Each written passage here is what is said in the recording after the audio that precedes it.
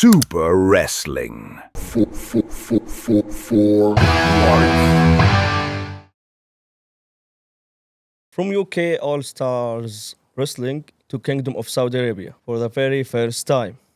He made his debut at SPW 17. Mr. Jupiter, welcome to Saudi Arabia. Shukran, thank you for having me. Afwan. I would like to thank you for accepting the invitation. Of course, it's exceeded my expectations. I could talk all day about how much I love the Kingdom of Saudi Arabia. Thank you. It's been amazing. It's my first time here, and what a place. Yeah. Thank you. So let's start the questions. Of course, yeah. How did your wrestling journey begin?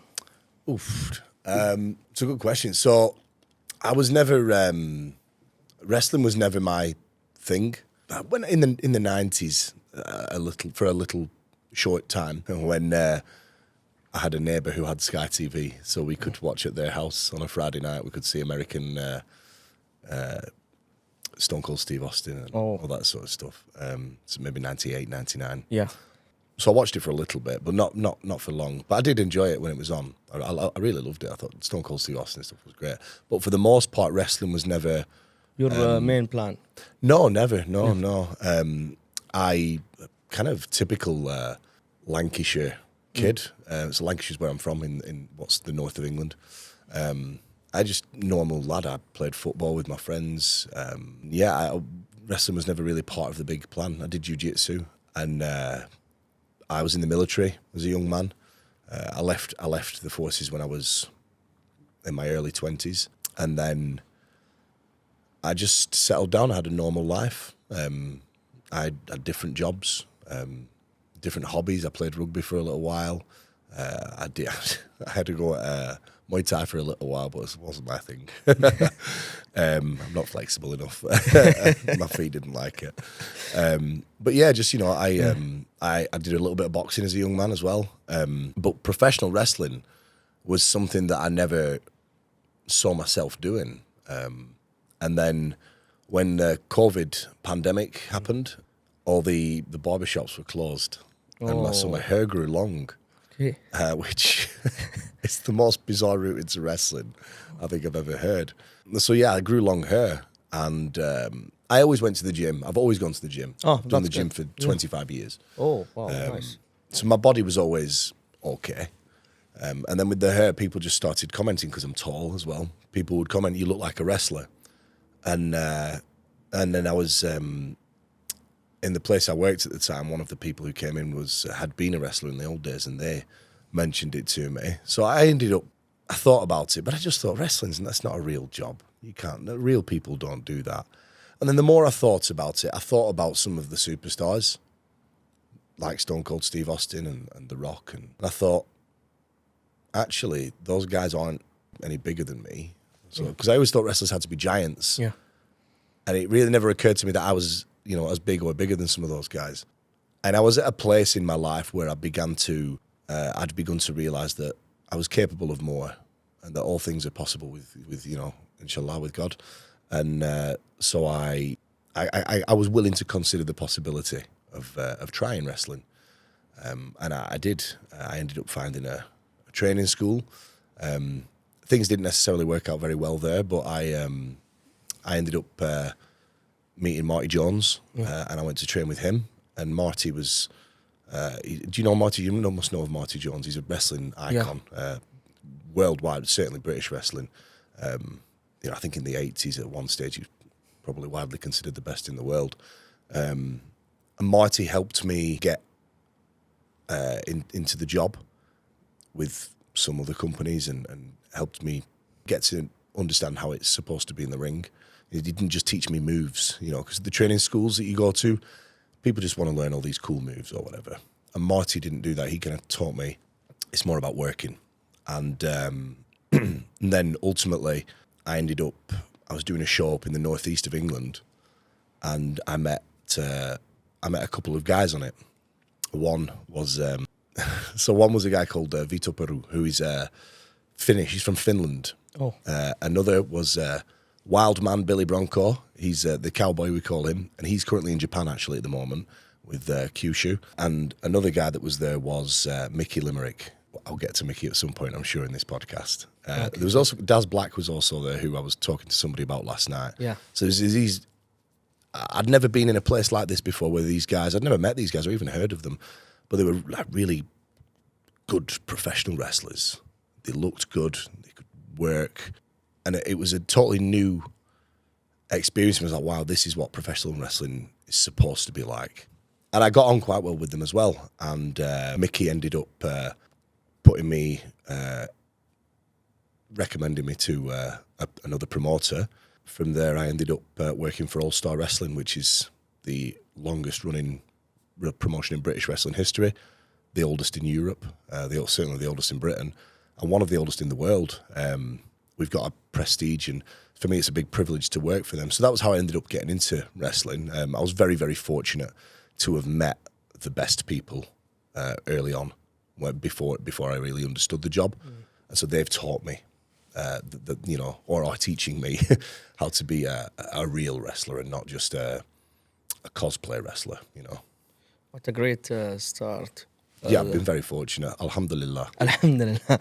Why did you choose the name Jupiter? It's an excellent question.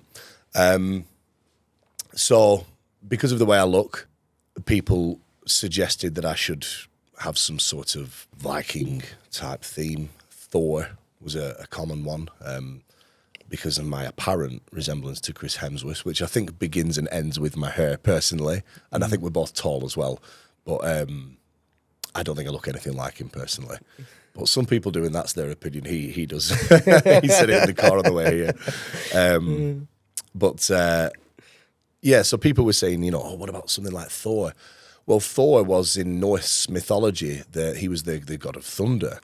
One thing I had always settled on was that I was going to use my old company crest from my military days as some sort of logo or badge. Because I just thought it was a really cool logo. And B, it had a very personal meaning to me because it was the company I served with in Afghanistan. So I always wanted to use that crest. And at the time, so the crest is actually an old Roman legion crest that they used to have on the shields.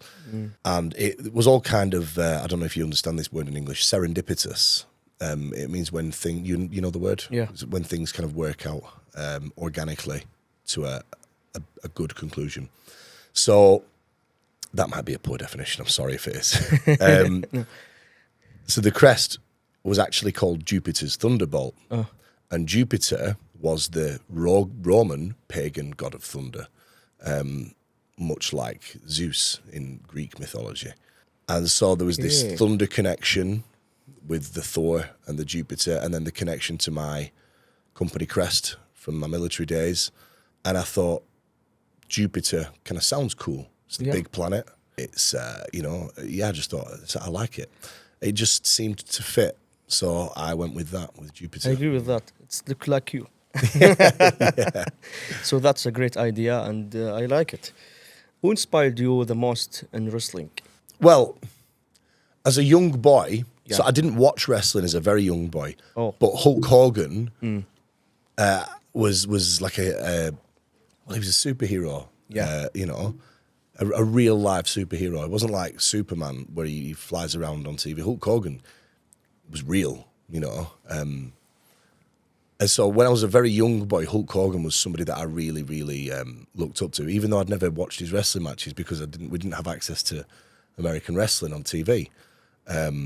But he seemed to transcend wrestling. I think Hulk Hogan was a cultural icon, certainly in the West. I don't know about this part of the world. Maybe it was different here. But then after that, I was telling you about the little period in the late 90s. Stone Cold Steve Austin, I thought was the coolest guy. I liked him. Era. And I also there's a few that I liked back then. Val Venus, I thought was cool. Kane. There was others, I was never really blown away by Mick Foley. I mean, I obviously look as an adult and as a wrestler now, I think, wow, what that guy did was incredible. Not for me. But all of those guys back then, I think, Triple H, The Rock, all those guys from that Attitude Era when wrestling was really at its was on fire, Edge, all those guys, even the mid-card guys were cool. But yeah, I think the two main guys were Hulk Hogan, Stone Cold Steve Austin. And then also I think Bret Hart and the British Bulldog. The British Bulldog, Davy Boy Smith, was very popular in England when I was a kid because of And his... also here. And here as well? Yeah. Right, wow, yeah. And I like him. This guy, Hulk Hogan and Stone Cold Steve Austin, they are game changers. So Yeah. they are also. How was your experience wrestling in Saudi Arabia? Oh, it's great. Yeah. I mean, the whole experience of being in Saudi Arabia has been amazing. It really has. But if we're just focusing on the wrestling, obviously it was only a short part of my stay here. But it was fantastic. All the people were lovely. The crowd were great.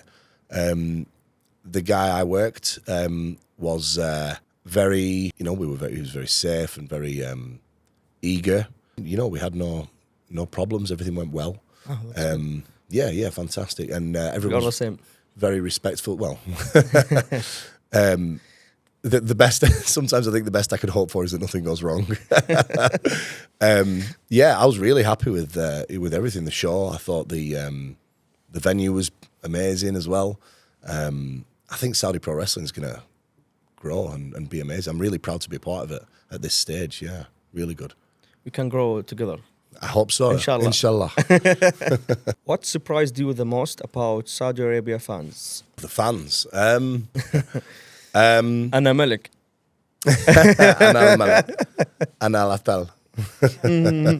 They seemed very impressed when I spoke Arabic to them, actually. Yeah. Surprised me. I don't know. I think just how, I don't know if you'll understand the word feral. Yeah. They got, the word feral, yeah. So how wild they really, really let loose. I think maybe being from the West, there are a lot of misconceptions about this part of the world.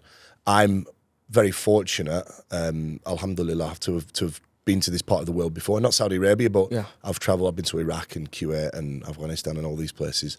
So I know how the people are here. But in the West, a lot of people have this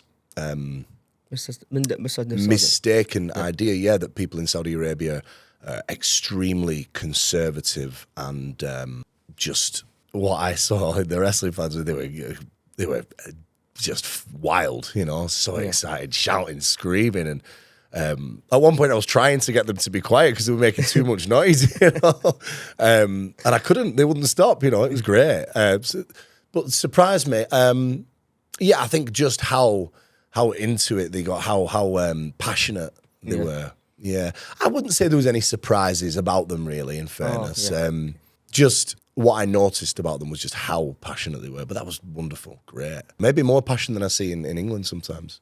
Oh, yeah, really. It was maybe. Well, I think one of the things maybe, and I might be wrong, in England the fans are accustomed to having wrestling. Yeah, we've always had professional wrestling in England. There are many promotions, some like All Star, very good quality, some very low quality in very small venues. But everybody in England has always had access to go and watch professional wrestling or wrestling that purports to be professional. So it's nothing new to them. It's exciting and it's fun. But we have to work quite hard to really get a big reaction out of them because it's not a novelty. It's something normal. Having professional wrestling in England for most people is, I guess, like having maybe tea. Oh. Here, It's everywhere. And in Saudi Arabia, of course, Saudi Pro Wrestling it's unique, and the people in Saudi Arabia haven't had regular access to local professional wrestling. And you could see that in the fans, that this was a real exciting game changer for Saudi Arabia. I think Saudi Pro Wrestling is a game changer for Saudi Arabia. And you could see it in the fans, they were just raw, it was raw. So yeah, that's... How do you see the future of SPW and wrestling in Saudi Arabia?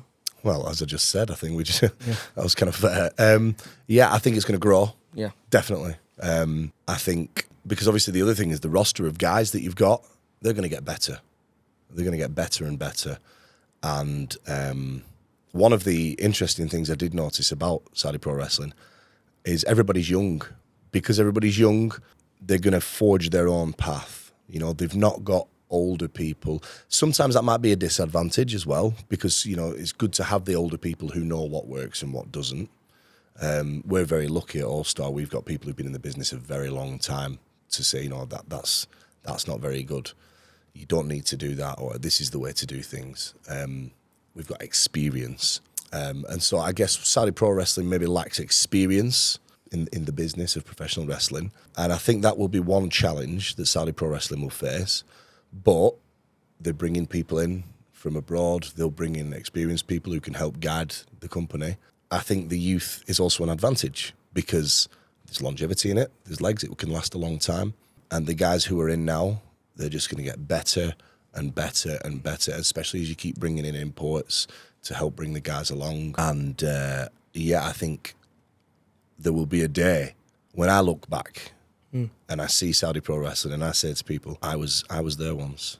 Or inshallah, more than once. Inshallah. You know, I'd love to come back. I think that's the day I look forward to, is when people see Saudi Pro Wrestling and I can say, I was part of that. Yeah, that would be exciting. And I do think that's what's going to happen. I think it's going to be huge. Because Saudi Arabia, in general, you know, with all the 2030 plan and everything from the vision. And yes, of course, the vision, yeah. I think pro wrestling can be really a part of that. Yeah. I think it's exciting. I'm excited. Who would your dream opponent in SPW? Mohammed Sbai'i, Turkey, Naif? Well, obviously, I've already wrestled with Naif, and I would love to do it again. Definitely. I would make him wrestle me for longer next time. 45 minutes. Oh. I mean, when I saw Criminal, Yo. I thought, it's got to be me and him. That guy, I mean, what is he, 2 meters tall? Maybe 195? Yeah. He's a big maybe. guy, big, strong man. Great. It would be a giant face. match. Yeah, two big handsome men, maybe. No, one big handsome European man and one big handsome Arab man. Oh, you know? okay. It's Hogan and the Iron Sheik again, all over again. Yeah, I saw Criminal and I was like, I will be there no matter what. Yeah, I'd love to wrestle Criminal. That would be cool. He's just the way he looks, the way he's. I think just visually, that match ticks boxes. Me and him in the ring, just looking at each other. You get some great pictures from that. Especially if he takes that thing off and shows that body of his, you know. Yeah. It will be box office nice. Yeah. Box office, yeah. Absolutely. What has been the toughest match of your career so far? Oh, I'm not allowed to talk about it. There was one match that I had with Vitor Peru in England. That we don't talk about. So we can skip it. It's taboo because it was it's haram to talk about it. It was so bad. But no, I'm joking. I'm joking. No, of course, I'm joking. My toughest match. I mean, when I first came to All Star with First Class Wrestling, Mickey Limerick gave me some work to do. Another tough match I had was with the wild man, Billy Bronco, the cowboy that I was telling you about, who's in Japan at the minute. That's another one we don't talk about. I've had some tough matches. You know, I actually did the main event for Kick Out Wrestling at Butlins the other week. I was the Super Flash, or the Juper Flash, as we call it, because of Jupiter, with Mickey Limerick. And Mickey was actually injured. He injured himself during the match, but he's tough, so he carried on. That was a great experience for me. Out of my comfort zone, a new challenge, and also I hadn't had much sleep the night before, and I'd been driving for 10 hours that day. I'd had about 3 hours sleep, and then the day before I think I drove for 8 hours. We do a lot of driving in wrestling, you know, it's a lot of traveling. But I think every match is tough to a point. What we're doing is a hard thing. You know, you're going out there and you're raw and you're exposed. It's a scary place. What separates a good wrestler from a truly great wrestler? Maybe a moves without psychology. Yeah, I don't know if I'm the man to answer that really. Well, I'm not. But what I would say is, in my view, a great wrestler can get a good match out of anybody. because they work. They listen to the crowd and they react to the crowd. Some people, Ashton Smith once said to me, I spend quite a bit of time in the car with Ash when I can, when I get the opportunity. He's a great guy to pick his brain. I think I annoy him because I'm always asking him questions. I don't care. And because he's got knowledge and I want that. So he once said to me, two people could be having a conversation and you might say something that upsets the other person. And you may notice on their face, I've just upset him. But you don't do anything about it. You just move on. And he says the same thing with the crowd. Sometimes something might happen in a match and the crowd react, but you don't use that. And Hulk Hogan was a great example of this. Hulk Hogan listened to the crowd and responded by giving them what they wanted. But he also knew how to tell the crowd when to react. And that was a real, if you can do that, I think if you can tell the crowd, okay, now you shout, now you be quiet. He had a command of the crowd, almost like he was telling them what to do. But at the same time, he was following their lead as well. Yeah, a guy who can do that, a guy who can know when the crowd want to come up, when they want to come down, when to bring them up, when to keep them down. And I think just, like I said, getting a good match out of anybody. And I think the way they do that is, again, it's by working. It's by not trying to go through the whole alphabet, A, B, C, D, E. I think it's more about the minimum effective dose, so to speak, you know. If you take a medication, the doctor, you'd know about this, I suppose. The doctor gives you the minimum effective dose. They don't give you all of the medication. Yeah. If you take, I don't know, if I have a surgery on my leg and I'm in the hospital and I need morphine for pain relief, they give me enough morphine to take away the pain. They don't give me as much morphine as I can tolerate, or even all of the morphine that they can find. That's right. Because it will just probably stop my heart, I guess. I don't know. I don't know what it would. I don't know what it would do. But it's the same with wrestling. It's all about the details. Well, I think it's just about the when I say the minimum effective dose. If you watch Hulk Hogan's matches, I know I keep referring back to Hulk Hogan just because he's just the best. He didn't do too much. You know, he didn't. Do you ever see Hulk Hogan do a backflip? No. Never. No. Do you ever see Hulk Hogan do an enziguri or a drop toe hold? No. He did them. If you watch his matches in Japan with Antonio Inoki, he did technical wrestling. Hulk Hogan could wrestle. He could do it. But in America, he didn't because he didn't need to. He did the minimum effective dose. Why would I throw myself off the top rope on a backflip or something like that, like Kurt Angle when he was in TNA, or Mick Foley, when I can get the same response from the crowd with less work? It's not about being lazy. It's about preserving the things for the right time. You know, when you serve a meal, you start with hummus and jarish and fool and the grape leaves with the rice and khubza.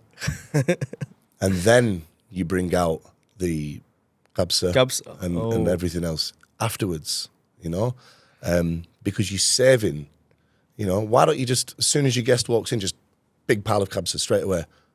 You don't do that. Why? Gradually or something? To take it what, sorry? Gradually or something? Yeah, to take your time. Yeah. To build up your appetite and to make the event last longer. Jarish is easy. Yeah. It's a little bit of enjoyable, you know. Jarish, then hummus. Some hummus, some stuffed vine leaves. With the khubza. Yeah, with the khubza. You know, maybe some olives, maybe, you know. Fool. Yeah, the fool, yeah, of course. And you enjoy that. Yeah. It's nice. It's not bad. But then you have the kabsa, you know, and then you have the lamb chops or whatever, you know. You the main plate. Yeah, as we save that the finish, big finish. Some guys want to go in and they just bang, bang, bang, bang, bang. No, just start with the jarish. Yeah, always think hummus first. Or start with the kabsa, then go to the hummus, then khubza. Yeah, it doesn't make sense. Yeah, you know. So yeah, we start with the hummus. I'll start with the hummus. I think it is doesn't, or it's like do a moves without meaning. So Yeah, I mean, anybody can do that. yeah. Anybody can do that. You know, my 10-year-old son could do that. My 10-year-old son could do, I think probably, and maybe you were, I don't know, I know a lot of kids could do the entire repertoire of the WWF at 10 because they do them all the time at home, you know? You know when it used to say, don't try this at home? Okay, And then everybody tries it at home, you know? How many times did you powerbomb your friend into the furniture, you know? Every day. Every day, of course, you know? The amount, I took more Stone Cold Stunners at 10 years old than I ever have as a professional wrestler, you know? And so, yeah, you know, everyone can do the moves. Yeah. Maybe with a little practice. Yeah. If that was what was important, everybody would be a professional wrestler. And everybody would be a great professional wrestler. But it's not about that. No, it's about when you do them and why you do them. And I'm still learning. You know, I talk about these things like I know. I'm still very much a work in progress. I'm very, very fortunate, alhamdulillah, to be around people who are great in England. You know, they're really fantastic people. And to be able to come here and pass on what they've taught me is very lucky as well. But yeah, it's about, I think, serving the right food at the right time. What advice would you give to someone who wants to become a professional wrestler? Easy. Oh, Find the right people. I was lucky they found me. Not everybody is right. Not everybody's advice is right. My advice might be wrong, you know. yeah. Be prepared to hear a lot of people talk rubbish. And when somebody tells you, do it this way, do it that way, do this, ask what they have done in wrestling. Oh. You don't have to ask them, but ask yourself. You know, there are training schools everywhere and the coach will teach you this and that. What does that coach know? Where did that coach learn that? You know, I can't teach somebody how to become a WWE superstar because I've never been a WWE superstar. I've been lucky to have met a few and worked with a few. And the guys I work with now are the top of the pile in British wrestling and some in European wrestling.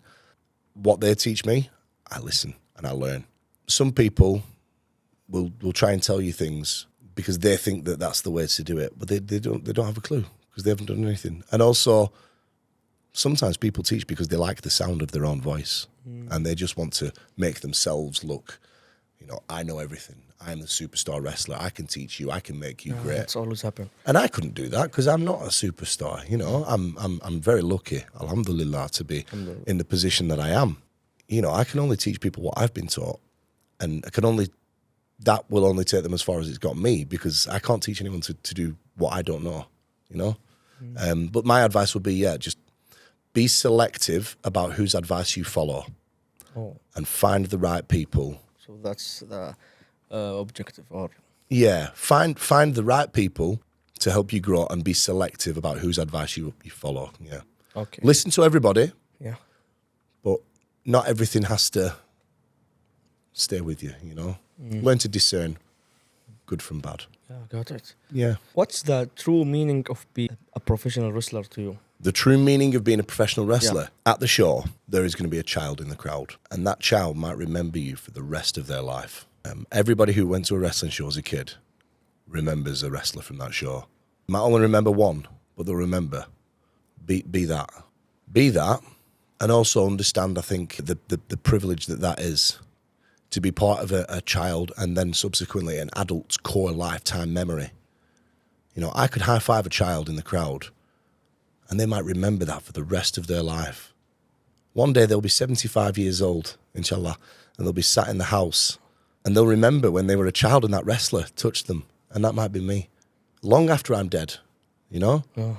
When I'm gone, when I'm not alive anymore, there'll be an old man who will remember me from when he was little, and he saw this big man, this big, strong wrestler, and he high-fived him, and he thought he was the strongest man in the world.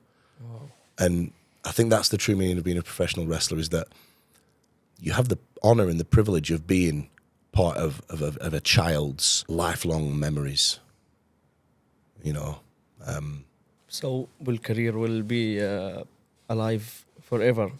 That's thing happen only when you are a wrestler maybe or something like that when you affect the fans or Well, so one of my friends that I work with, he told me he remembers when he was a child that this wrestler, his name was Robbie Brookside, who you might have heard of, I don't know. He was an English wrestler from Liverpool. I think he's a coach now for the WWE. And he said he high-fived him once when what's he his came out. name? Sorry. Robbie Brookside. Oh, okay. So he's part of a tag team called the Liverpool Lads. I think. I might have got that wrong. He's a very well-respected wrestler in England. He high-fived this guy when he was a kid. And he said his hand was bruised and sore from the pain. And he thought Robbie Brookside was the toughest man on planet Earth. He remembered that forever. And that man went on to become a wrestler. And he taught one of my friends who's taught me. And that was a memory from a high five, from a touch of a hand of Robbie Brookside. This man then decided, I'm going to be a wrestler. And he taught my wrestling father wrestling, who's now teaching me wrestling. So, you know, maybe 40 years later, that's still 30 years later. And maybe one day I will be able to teach that lesson to somebody. And so Robbie Brookside high-fiving one kid once is like a ripple from a stone in a lake, you know? That ripple is spreading. And Robbie Brookside maybe doesn't even know that story. Now you know. Yeah, he high-fived one kid once in the crowd. That kid became a wrestler. That kid taught Mickey Limerick. Mickey Limerick taught me. Inshallah, one day I'll teach somebody else. Inshallah. And I'll teach them the lesson about the high five. And maybe that might carry on for 100 years. Who knows? Yeah. Who knows? Do you have a message for Saudi or SPW fans? Oh, yes, of course. I've got a few. First of all, shukran. Thank you so much for welcoming me into your country, to your home as a guest, for your hospitality, for the kindness and respect that everybody showed to me. You've all been a credit to the Kingdom of Saudi Arabia. That was definitely the first thing I would say to everybody that I've crossed paths with here. Thank you. Second of all, keep coming to watch Saudi Pro Wrestling because it's going to get bigger and better. And yeah, I love this place. I do. I love Saudi Arabia. Saudi Pro Wrestling is great. Yeah, mashallah. It's fantastic. And also the fans want to see you again in SPW, and we want. So we hope. Inshallah, again. I'll be Inshallah. back. Yeah, I've been invited. Hopefully, I'll Always. get to return and make you happy again.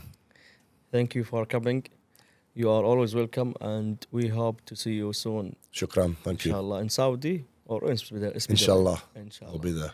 Thank you. Thank you so much. That's all with Mr. جوبيتر. إن شاء الله الحلقة عجبتكم. نشوفكم بإذن الله في حلقات قادمة مع مصارعين أكثر وأكثر بإذن الله. شكرا. Thank you. Thank you.